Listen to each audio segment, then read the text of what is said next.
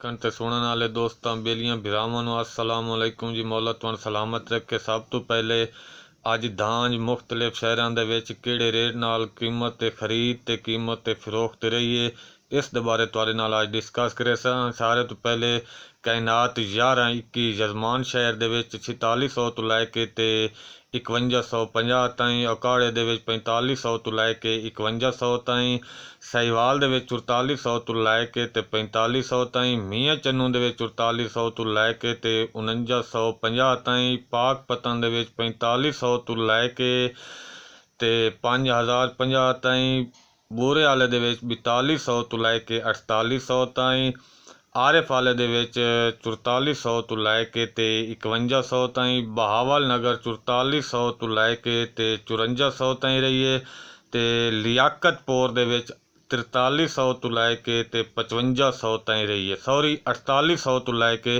ते 5500 ताईं 11 कायनात ये रही है। ते 1509 चीचा वतनी दे विच 4100 तो लैके ते 4750 ताईं, उकाड़े दे विच 4250 तो लैके ते 4850 ताईं, साहिवाल दे विच 4200 तो लैके ते 4800 ताईं, आरिफ वाला दे विच 4200 तो लैके ते 4850 ताईं, पाक पतन दे विच 4200 तो लैके ते 4950 ताईं, ते मियाँ चन्नू दे विच 4400 तो लैके ते 5000 ताईं रही है। इस दे नाल नाल तुहानू DAP की मार्केट ही दसी वंजां। मियाँ वाली दे विच 15400 ताईं, शेखपुरे दे विच 14400 ताईं, मियाँ चन्नू दे विच 14400 ताईं, राजनपुर दे विच 14600 ताईं, पाक पतन दे विच 14500 ताईं, उकाड़े दे विच 14500 ताईं, ते विहाड़ी दे विच 14450 ताईं ये रेट रही है। जे आखो तो तुहानू सोना यूरिया दे नाल दसी वैने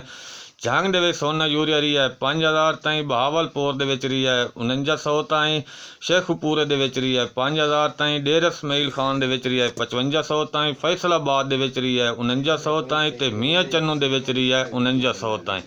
ये अज दे ताज़ा तरीन रेट हैं जिन्हां दे रेट ते कीमत ते खरीद ते कीमत ते फरोख्त रही है। वीडियो पसंद आवे तो लाइक कर दिया। हौसला अफजाई दा वड्डा शुक्रिया।